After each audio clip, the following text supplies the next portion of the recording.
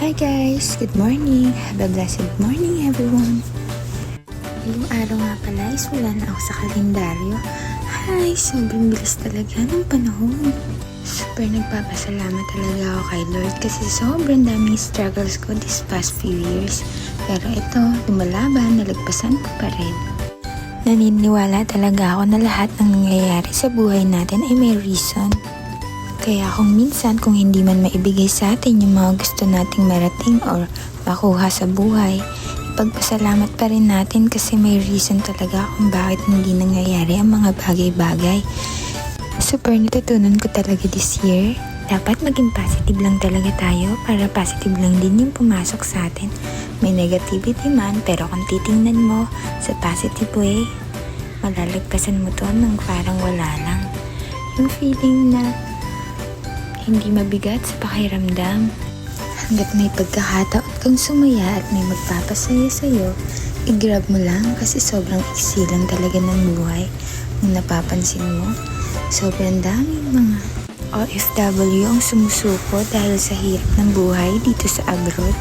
Kaya kung meron kayong kapamilya na nasa abroad, kamustahin niyo rin sila kahit minsan pero wag naman sana yung mangungutang lang kayo kapag mangangamusta. O siya, dahil sobrang dami ko nang sinabi, magpapagames pala ako ngayon. Yeah! May nag-sponsor lang kasi sa akin ito, sobrang tagal na pero hindi ko magawang magpagames kasi sobrang busy ko talaga.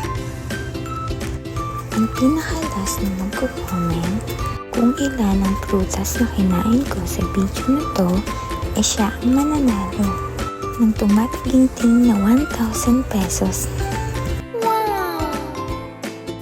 Nahiya na rin ako sa nag-sponsor nito. Maraming thank you po. Alam niyo ba na itong restaurant na to is isa sa mga happy pill ko? Halos andito na kasi lahat ng mga hinahanap ko. Masusulit mo talaga yung bayad mo. Paano ba naman kasi from 5:30 PM to 9 PM, unlimited buffet na to. Kaya ano pang hinihintay niyo guys? Arap na nga. Na nga pala ako nakakain ng sushi at saka steak dito. Paano kasi? Sumakit na talaga yung bata ko. Naparami yata yung kain ko ng hipon. Oh my God! Keep on watching guys. Kain na ako.